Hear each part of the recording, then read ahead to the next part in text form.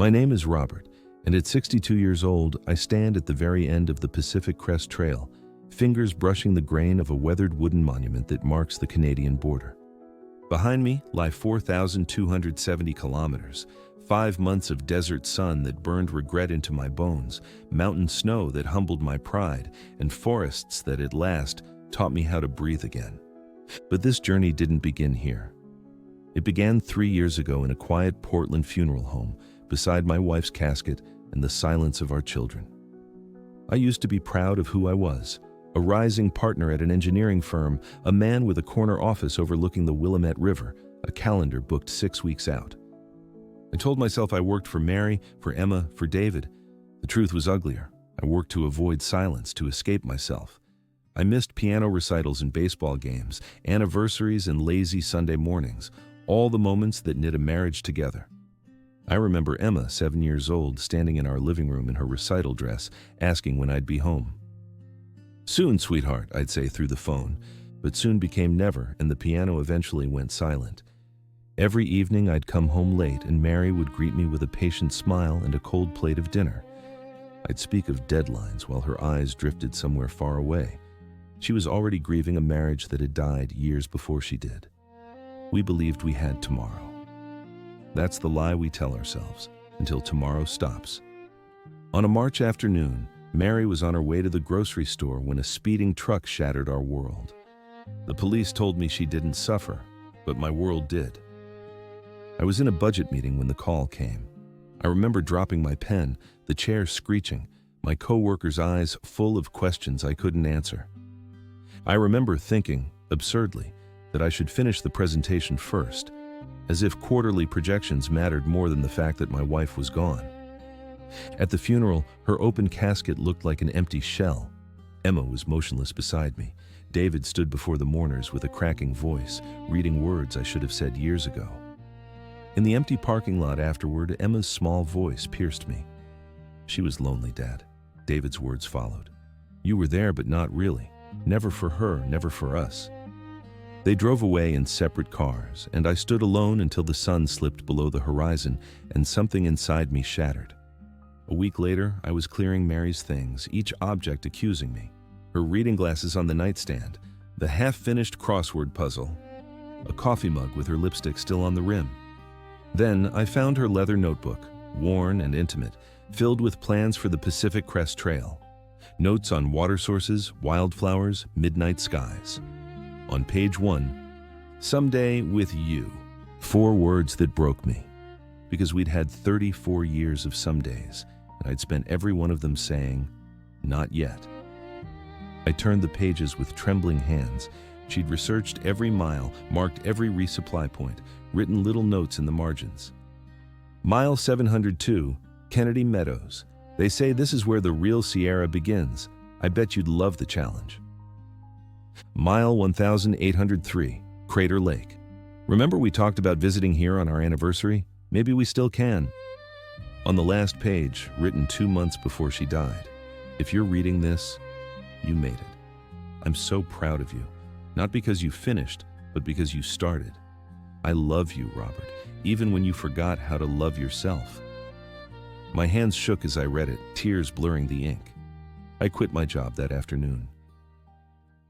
The desert met me with scorching days and freezing nights. My 40-pound pack was nothing compared to the weight in my chest. Regrets of missed birthdays, canceled trips, hollow love.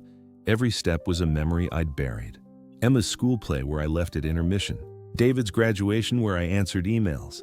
The anniversary dinner where Mary dressed up and I arrived 2 hours late, smelling of whiskey and excuses. On day 12, 6 miles from water, I nearly collapsed under the unrelenting sun. My vision narrowed, my legs buckled. I thought I might fade away there, and felt peaceful, like maybe this was what I deserved. A young hiker found me slumped against a rock. She gave me water without questions, and we camped under Joshua trees that night. She strummed a guitar by firelight, and the melody made me think of Mary humming in the kitchen, a sound I'd long ago stopped hearing. The young woman looked at me across the flames and said quietly, "People hike alone because they're walking with someone they lost." I couldn't speak. The words lodged in my throat like stones. So I opened Mary's notebook and let her words wash over me again. Each sentence a small forgiveness I didn't deserve, but desperately needed. At Kennedy Meadows, I faced the high Sierra's snow-buried passes. At 62, with bad knees and worse judgment, I had no business being there. But Mary's words pushed me forward. If you're scared, that's okay. Fear means you're alive. Fear clutched at me as I swung my ice axe up Forester Pass at 13,000 feet. With every tiny step, my breath came in ragged gasps. Ice axe, step, breathe. At the summit, I stopped. The wind howled around me, and below stretched an endless sea of peaks, jagged, beautiful, indifferent. And I broke. Tears froze on my cheeks, not of sorrow, but of release. For the first time since her death, I wept. I wept for Mary's lonely dinners, for my children's wounded hearts, for the man I thought I was but never became. I screamed into that wind, screamed apologies that no one would hear, until my voice gave out and all that remained was the raw, honest truth. I had failed the people I loved most. And somehow, in that moment of surrender, I felt her. Not as a ghost, but as a presence. A warmth in the cold, a whisper in the wind. I know, and it's okay. Oregon's forests softened the trail.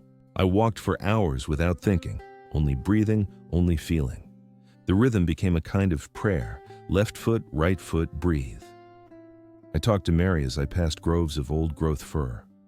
Remember the coast trip I canceled? The one where you'd already packed the car? I'm so sorry. The trees kept their silence, but I sensed her there, walking beside me like she always had.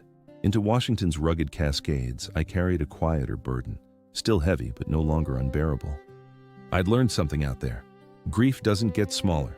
You just get stronger at carrying it. The night before the border, I sat by a glassy lake and read Mary's final note. You were never broken, just lost. Sometimes the only way home is to walk until you find yourself again. I closed the notebook and looked up at the stars. Somewhere in those 5 months, between the blisters and the beauty and the endless forward motion, I'd stopped running. On a gray October morning, I signed my name at the Canadian border and set my pack aside. For the first time in 5 months, I had nowhere to run. People ask if I found peace or closure or redemption. I'm not certain. All I know is that I spent 30 years chasing the next milestone, convinced achievement made me worthy. Mary spent those years walking beside me, showing me that life's meaning lies in the steps we take and the people we hold close while we're taking them. Last week I called Emma. My hands shook as I dialed. 4 rings, then her voice, "Dad?" "Hey, sweetheart. I was wondering, could I come visit? No agenda, just us. Maybe we could cook dinner together or just sit. Whatever you want." After a long pause, the longest of my life, she said, "Yeah, I'd like that. It's not forgiveness, not yet, but it's a beginning." And sometimes, a beginning is enough. Some people climb mountains. I climbed out of my past. Between the desert and the snow and the evergreen of the Pacific Northwest, I found my way back, not to Mary, for she's gone, but to the man she once loved. The trail didn't save me. It gave me a chance to start over, to walk slowly, to notice who's beside me before they're gone. Because life isn't built on what we achieve. It's built on the moments we share, the laughter over cold coffee, the hand held in silence, the small daily choice to be present. I failed Mary, or I failed my children, and I'll carry that weight for whatever time I have left. But I'm walking now, not running, and that, I think, is what she wanted all along, for me to finally come home.